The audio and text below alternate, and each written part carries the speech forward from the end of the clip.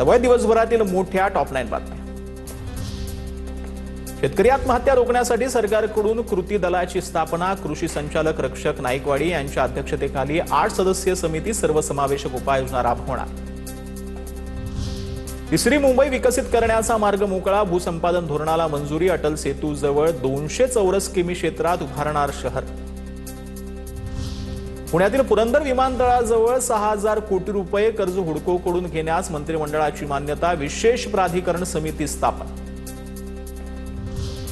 माथेरानमधील ई-रिक्षांबाबत उद्या फैसला। प्रांत अधिकाऱ्यांच्या उपस्थितीमध्ये संनियंत्रण समितीच्या सदस्यांची बैठक होणार। डेडलाईन उलटूनही समितीने लक्ष न दिल्याने हात रिक्षा चालकाचा बेमुदत बंद। सिंधुदुर्ग जिल्ह्यातील आंगणेवाडी यात्रेसाठी कोकण रेल्वेकडून विशेष रेल्वे गाड्यांच्या फेऱ्यात वाढ। यात्रेला वाढती गर्दी लक्षात घेता रेल्वेचा निर्णय। ठाणे जिल्हा परिषदेच्या राज्यात तिसरा क्रमांक।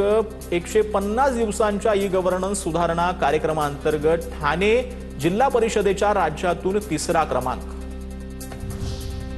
नवी मुंबईतील वनजमीन गैरव्यवहार प्रकरणात ईडीची मोठी कारवाई। कंत्राटदार जे.एम. म्हात्रे यांच्या मालकीची तब्बल 18 कोटी रुपयांची मालमत्ता जप्त। उरण आणि उल्वे परिसरातील 3 भूखंडांवर ईडीकडून जप्तीची कारवाई। या प्रकरणात आतापर्यंत 69 कोटी 40 लाख रुपयांचा मोबदला उकळला।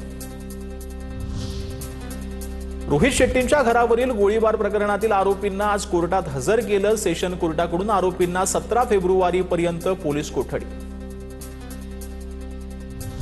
अभिनेता रणबीर सिंगच्या सुरक्षेत वाढ करण्यात आलेली आहे। बिश्नोई गँगनं दिलेल्या धमकीनंतर टोळीकडून जो काही मेसेज आलेला होता त्यानंतरला तक्रार जी आहे ती करण्यात आलेली नव्हती आणि त्याचा धमकीचा ईमेल जो आहे तो अद्याप पोलिसांना मिळालेला नाही अशी देखील माहिती मिळते।